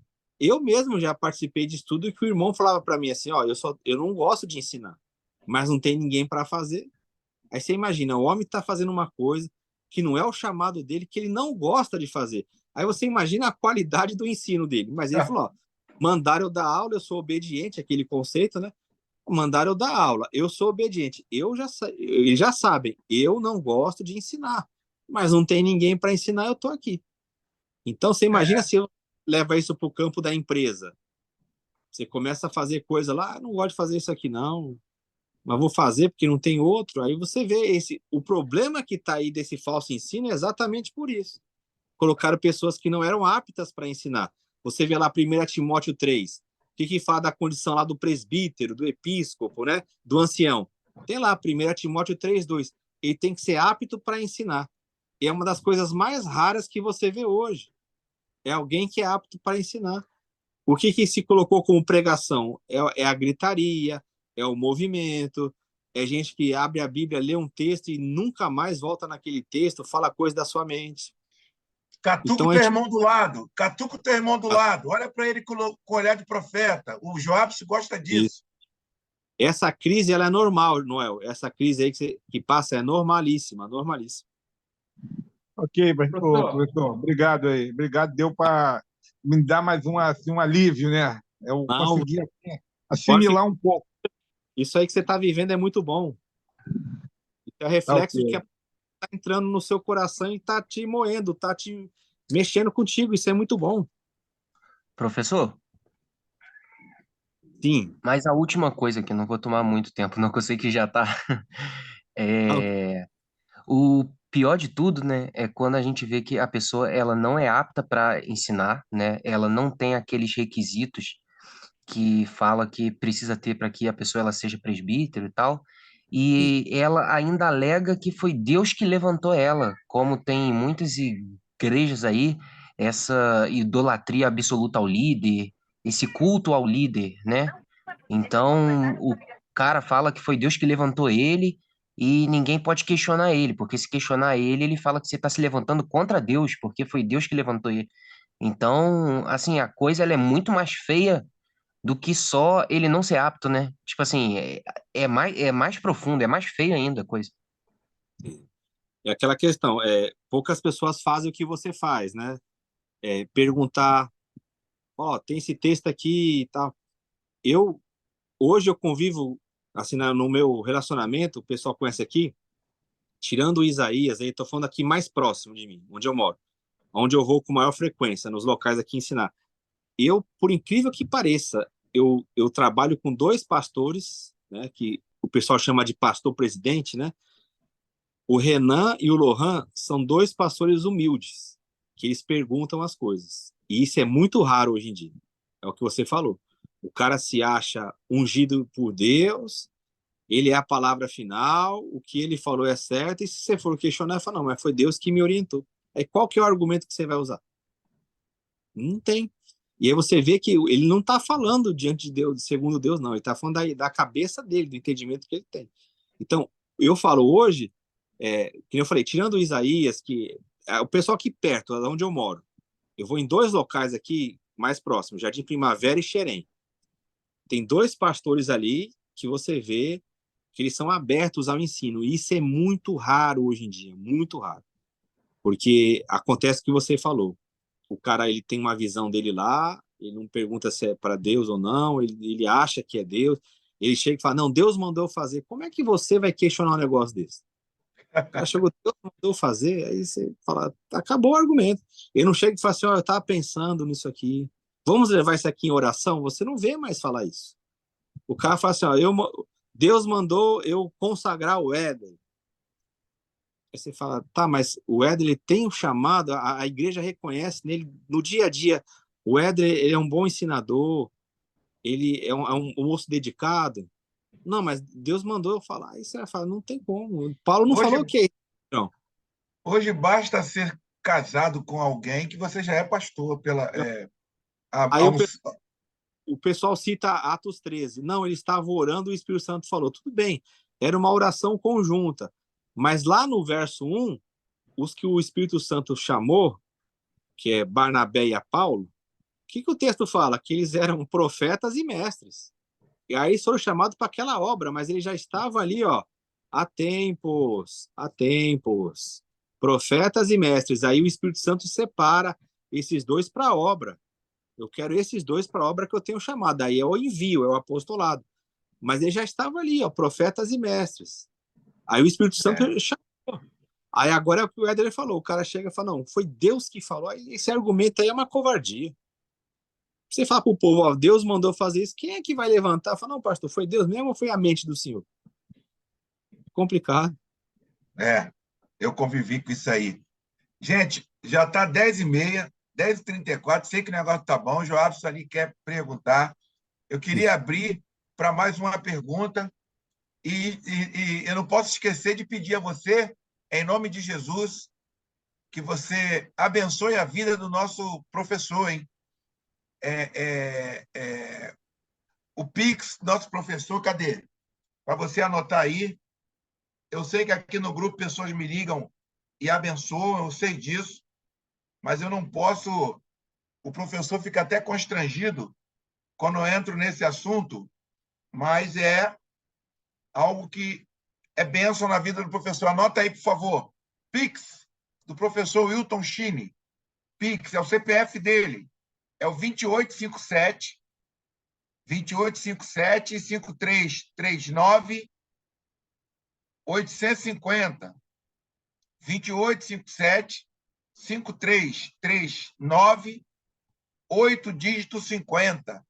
É o Pix do nosso professor. Quem vai fazer a última pergunta? Vamos lá? Eu não vou fazer a última pergunta, não, mas vou fazer um pequeno elogio aí, o professor aí, que, pô, ele não sei, a cachola dele aí é muito grande. É dom, é dom, é dom. O que mais me Professor, surpreende com o professor Wilton é a didática, a pedagogia que ele tem para explicar. Eu estava conversando com o Márcio sobre isso, né, Márcio? Por favor, Márcio. professor, conforme os relatos de hoje na aula, nós não éramos dignos de estar naquela festa, mas entramos. Será que a festa é tão boa que a gente não quer mais que outras pessoas entram? Porque eu estou talvez impedindo, né, de anunciar que a festa é tão boa, mas talvez eu aprendi de um jeito equivocado ou eu acho que ela é só para mim. Porque parece que a igreja hoje sabe que a festa é boa e ela é uma festa eterna. Mas muitas das vezes eu estou impedindo as pessoas descobrem isso. Parece que eu não fui convidado e também não quero convidar ninguém. Como é que eu faço para melhorar e fazer com que eu venha dizer que essa festa é muito boa, ao invés de estar anunciando outras festas que não tem nada a ver com o reino, não tem nada a ver com a eternidade, não tem nada a ver com aquilo que o Pai quer, que o Pai fez. Não tem nada a ver com... É um mundo de agora, de uma festa que ela acaba, tem horário para acabar, mas a festa eterna eu parei de falar, de convidar pessoas. Como é que eu faço para mudar essa... Parar de rasgar esse convite, né? Eu acho que não fui convidado, mas consegui convite lá dentro. E eu quero guardar ele no meu bolso. Como é que eu faço para tirar esse meu convite do meu bolso? Porque... Se for petista, então, tá fora dessa festa. Homossexual, meu Deus. Eu acho que nós não queremos compartilhar que essa festa é muito boa e ela é eterna. Perdemos isso. Como é que eu faço para melhorar isso? Essa é uma questão complexa e dura. Por que ela é dura? Se você pegar algumas explicações que alguns já deram sobre isso, eles vão falar o seguinte, que é impossível, se você foi capturado por essa alegria, você não anunciar. Se você conheceu Jesus e ele vive em você, é impossível não ter o anúncio. É contagiante demais, é uma notícia, é uma vida que é impossível você não querer que as outras pessoas participem. É algo profundo aí para a gente pensar. Será que a gente participa dessa festa mesmo? Será que a gente entrou nesse reino de verdade? A Sheila está aqui? Eu não sei se a Sheila está aí. Eu não sei se ela lembra, ela na Infraero. Ela deve lembrar. Acho que até trabalhou com ela. quando ela era secretária lá da superintendência, tinha um motorista lá chamado Seu Costa. Ele era um baixinho, bem baixinho, Seu Costa. Lembro. Lembra dele, né, Chico? O Uhum. Seu Costa, eu não era crente ainda, ele era chato, meu. Porque ele chegava, toda hora ele vinha com um folheto e ia falar de Jesus. Ele não conseguia abrir a boca sem falar de Jesus. Eu nunca esqueço uma vez que falou assim para ele: o senhor não tem medo de ser mandado embora, não? Que o senhor fala até de Jesus para o presidente da empresa. Ele era motorista, a Sheila lembra. O presidente da empresa chegava, o pessoal botava ele para ser o motorista. Ele falou assim: não, foi Jesus que me colocou aqui, eu não estou fazendo nada de errado, não. Eu só estou querendo que Deus abençoe a vida dele e falo de Jesus. O sentimento que eu tinha quando eu vi o Seu Costa era de raiva, porque assim, eu não gostava do evangelho. Mas quando eu olhava para ele, eu falava assim: ó, esse homem aí, Jesus, esse cara aí, ele gosta de Jesus mesmo, porque ele só fala isso. Você quer ver um exemplo disso no dia a dia? Tem gente aqui onde eu moro, aqui na Praça da Figueira, que ele é conhecido pelo trabalho que ele faz. Por exemplo, o João Batista. Por que é chamado de Batista? Porque ele fazia aquele batismo com excelência e era identificado pelo batizador. Você já não viu que tem pessoas que você chama ele por um apelido daquilo que ele ama? Por exemplo, Ricardo Flamenguista. Porque você chegou perto do cara, o cara começa a falar do Flamengo. Porque tá no coração dele, ele não consegue falar de outra coisa. Ele passa aqui na rua e fala: ô São Paulino, viu Mengão? Agora ninguém segura, esse ano a gente vai ganhar de novo, ganhamos do Fluminense. Eu passo ali na rua, o cara tá toda hora com a camisa do Flamengo e fã do Flamengo. Porque o Flamengo é a vida dele. Agora, gente que é cristão, por que a gente não tem esse anúncio, essa festa que o Márcio falou? Por que a gente não consegue contagiar outras pessoas? Falar assim: olha, eu vivo de uma maneira tão maravilhosa que você não participar disso, eu fico triste. Eu não posso segurar isso aqui, porque é uma coisa tão gloriosa que aconteceu comigo, que está na minha vida, que é impossível não falar. Eu vejo isso no Paulo, né? No apóstolo Paulo, ele fala: olha, ai de mim se não anunciar o evangelho, porque não tinha como ele não anunciar isso. Ele foi capturado por isso. E então você fala assim: ah, mas Paulo está longe. Aí eu sempre lembro do irmão Costa. Porque aquele homem, ele só fala disso. Eu falava assim: meu Deus, ser crente deve ser falar de Jesus o dia todo, porque o homem vinha falar comigo: meu filho, Deus te abençoe, eu tô orando por você, olha, Jesus salva, não sei o que. Eu falava: mas ele é chato. Mas depois eu parava e falava assim: não, é porque esse homem, ele gosta de Jesus. E gosta até hoje, porque eu encontrei com ele numa clínica médica tem uns 3 anos, e falei: Sim, conheço esse homem. Aí ele sim. me veio com um folhetinho falando de Aí, Jesus. Aí eu falei assim: o senhor é o senhor José Messias Costa? Ele falou assim: sou eu mesmo, sou eu mesmo. Aí ele falou: ah, daí, Freire, não sei o quê. Ah, tô com 78 anos, mas eu tô aqui, ó, sempre falando da palavra, sempre falando de Deus. Então, esse é o complicado. seu Costa mesmo. É E, complicado. e será que a gente não pega aquela parte da Bíblia que chegar lá, o que você tinha na mão? Uhum.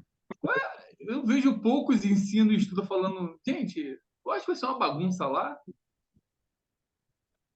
não tem ordem, não tem autoridade. São esses caras que sofreram muito para o evangelho chegar em nações, apóstolos mesmo, que mudaram uma cidade, mudaram com valores do reino, mas perderam a sua vida. E a gente está ganhando a nossa vida aqui e acha que quando chega lá vai ser uma bagunça. Não, Você sabe, o irmão Marcos falou uma coisa aí, passou assim, ele falou algo que eu fico sempre meditando sozinho, que é exatamente no dia do juízo, o senhor falar para mim assim: eu não sei se vai acontecer assim, mas eu penso que pode ser também assim. Não sei o que vocês pensam disso. O pessoal fala de passar numa tela de cinema, né? Mas eu vejo assim: no dia do juízo, um mundo paralelo se abrir assim, e Jesus mostrar, falar: olha quantas coisas deixaram de acontecer porque você não fez o básico. O que era o básico? Era orar, crer no evangelho e seguir a palavra. O básico, o básico. Quantas pessoas eu não alcancei porque eu não dobrei o meu joelho e não orei?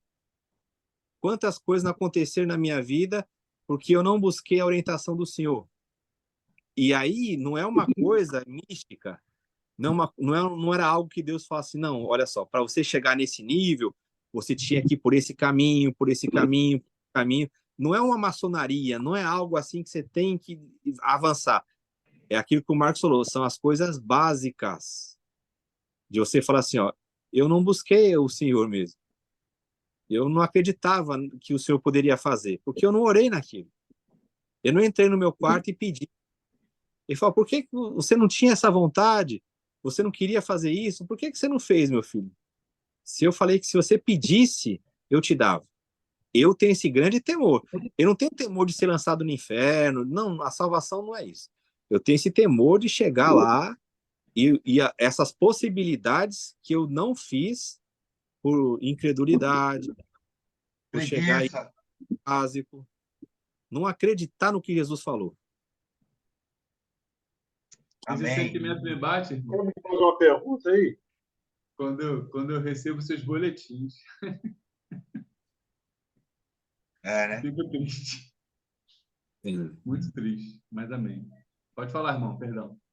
Fala, Job. Hoje está. Fala, Joab. Hoje está tão bom que vai até 1h da manhã. Até o Eutico cair do eirado. Assim, mudar um pouquinho até sobre o Mateus 16. Aqui no versículo onde o Senhor revela, na verdade, Pedro recebe a revelação do Pai acerca de Jesus como o Cristo. Porque no versículo 20, o Senhor adverte para os discípulos que ninguém dissesse ser ele o Cristo.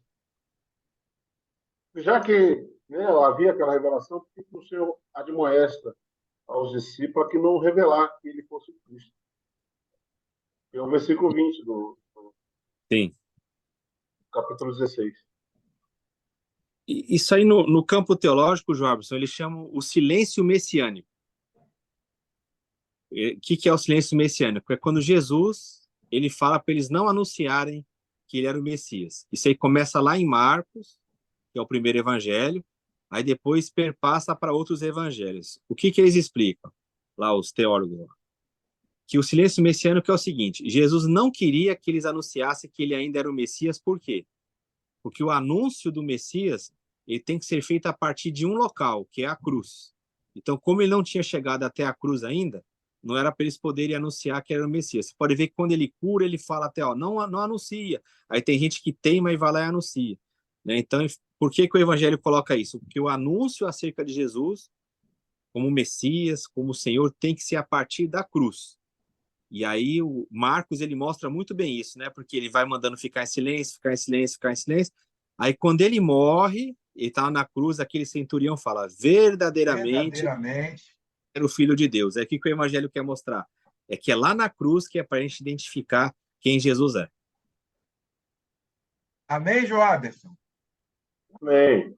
Boa pergunta, boa pergunta. Sim. Deus é bom, gente. Vamos terminar. Agradeço a Deus pela vida do Marcos, pela vida do Noel, pela vida do Arnaldo. Arnaldo, amanhã estamos juntos. Amanhã não, sábado estamos juntos, Arnaldo. Pela vida do João Carlos, Jacira, Edler, Sheila, Janete e todos aí que estão conosco aqui, Noel, nosso irmão Pimenta do Reino, Márcio. Eu louvo a Deus pela vida de vocês. Mas e aí? Faz outro Quinta-feira solo tem daquele mais. lá. Oi? Faz outro solo daquele lá. Faz outro solo Valeu. daquele Costa lá, hein? Gostei. Tem mais lá. Esse Wilton não é mole. E se vocês quiserem se inscreverem no YouTube é Aprendizado Bíblico. Tem sempre material do professor Wilton lá, só coisas desse nível, assim, bem facilitadora. Se inscrevam lá, que o Arnaldo hoje falou, pois aí, é muita coisa. Realmente é bênção pura. Se você quer mergulhar na palavra, pode colar com a gente aí, que nós estamos agarrados com Jesus aí nesse propósito. Amém. Eu queria que o Marcos orasse ao Senhor, agradecendo a Deus por essa reunião, e logo após, vamos nos reunir na cantina. Logo após, vamos nos reunir na cantina para tomar aquela Coca-Cola e comer aquela pizza que o Arnaldo vai pagar hoje. Por favor, Marcos, agradece ao Senhor. Abre o teu microfone. Senhor, nós te agradecemos por essa reunião, por estarmos aqui reunidos, buscando a Ti.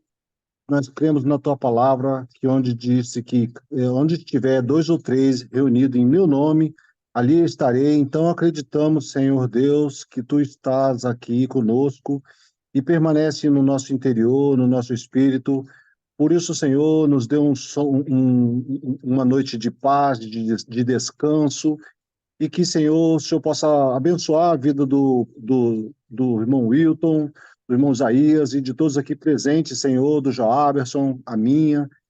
Senhor, nós te agradecemos por tudo, Deus seja louvado. Amém. Louvado Amém. seja Deus. E eu queria pedir aos irmãos que convidem pessoas, mesmo que você não participe. Quando você vê o chato do Isaías mandando o link, você faz igual o Joabson fez, envia para outra pessoa, porque essa área do entendimento, do conhecimento, é a área que Satanás ataca mais. Vocês não imaginam quantas pessoas que são convidadas. É mais de 500 pessoas. Aí dá 13, dá 12, dá 6, dá 7 pessoas.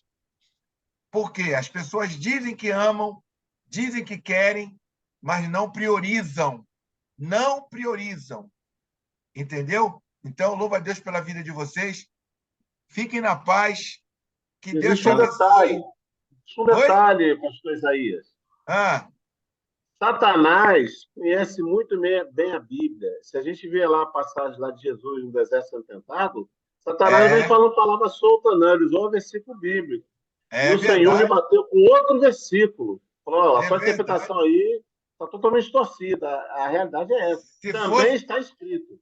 Se fosse aquele irmão, quando Satanás falasse com ele, ele mandasse o versículo, igual um amigo meu. Um amigo meu, a polícia parou ele estava indo para o monte, com o carro todo atrasado. Aí ele falou para o polícia assim, poxa, irmão, eu estou indo orar, vou orar pela tua vida. Aí o cara falou, você é crente mesmo? Eu sou crente. Então, cita o versículo aí, então, de João. Aí ele, que tu é crente nada, rapaz? Tu é crente nada. Passou vergonha para a polícia. Fique na paz.